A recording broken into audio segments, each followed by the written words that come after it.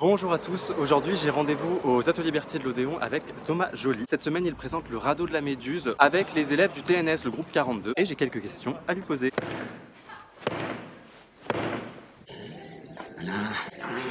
Ok, allez, c'est bon. Thomas, Bonjour Ronan. ça va? Plutôt pas mal, enfin ça va. Moi je suis à la veille de ma première là, donc je suis une veille de première. Enfin pas la veille, non, le jour, à 1 heure de ma première. J'ai lu la critique de Anne Diadkine dans Libération sur le radeau de la Méduse. Elle disait que de tous les spectacles qu'elle avait vus à Avignon, c'était un des rares où il n'y avait pas de micro, pas de vidéo, et comble du comble, tu utilises même un rideau. Ouais. Alors, il y en a qui diraient que c'est un peu vieillot comme façon de faire. Mhm. Moi, je vois ça plutôt ça comme une façon aussi de pas céder à la facilité, parce qu'il y a quand même énormément de metteurs en scène aujourd'hui qui cèdent à l'appel de la vidéo, du son. Est-ce que c'est un petit peu un acte militant ou c'est vraiment tes goûts à toi? Il y a des spectacles où il y a de la vidéo et que je vois en tant que spectateur que j'aime bien. Donc, je trouve, par exemple, chez Anne-Cécile Van Dalen, je trouve que la pertinence de la vidéo dans Tristesse, par exemple, c'est formidable, vraiment formidable. Mais moi, c'est pas un outil qui m'intéresse. Puis surtout, dès que j'ai envie de travailler autrement qu'avec de la vidéo, avec de la vidéo, je trouve toujours le moyen autrement de le faire, en attendant que la vidéo soit faite. Et en fait, je trouve la solution trouvée plus poétique, plus pertinente, plus jolie, plus théâtrale. Donc, je n'en mets pas.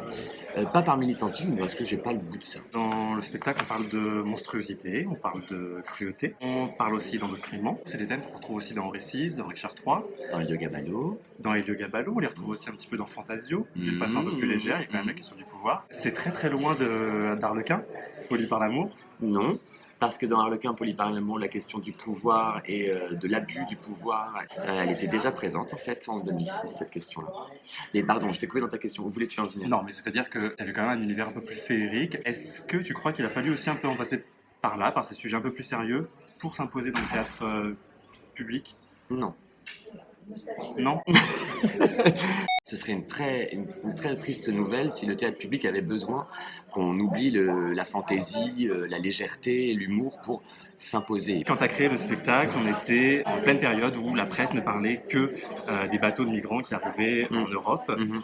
Moi, je me demandais quel est ton rapport à l'actualisation des pièces que tu prends, parce que forcément, ça faisait écho quand on voyait le radeau de la Méduse. Mm. Est-ce que tu tentes de forcer par des effets de mise en scène une actualisation, ou alors tu fais confiance au texte, tu fais confiance à l'intelligence du spectateur pour faire le lien avec l'actualité? Deuxième réponse, parce que c'est bien plus, à mon avis, vrai, juste et pertinent de faire confiance à la poésie d'un auteur et à la confiance que je peux remettre aussi dans le discernement et dans la façon qu'un spectateur ou une spectatrice aura de se saisir d'une matière, notamment celle du poète. Évidemment que la première image qui saisit immédiatement quand on ouvre le rideau, c'est ce canot avec des corps recourbés dessus et qui, évidemment, fait tout de suite écho à tout ce qu'on voit dans l'actualité. Je ne choisis pas ces textes-là par rapport à l'actualité. Il se trouve qu'à un moment donné, l'actualité vient résonner avec les textes que j'ai choisi de monter. Sur Richard III, par exemple, la question de ce garçon qui est complètement bling-bling, show-off, sans aucune pensée politique, jamais. Au moment où moi j'ai vu Trump arriver, qui n'est pas un politique, mais un mec de télé-réalité, un milliardaire, bling-bling, show-off, etc.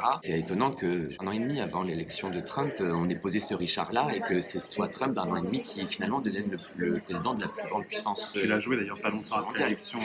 Et que plus l'actualité. Très beau statut Facebook. Et je pense, je pense pas, je sais que les spectateurs le perçoivent et s'en font, je souhaite aussi une matière pour leur discernement et pour leur pensée.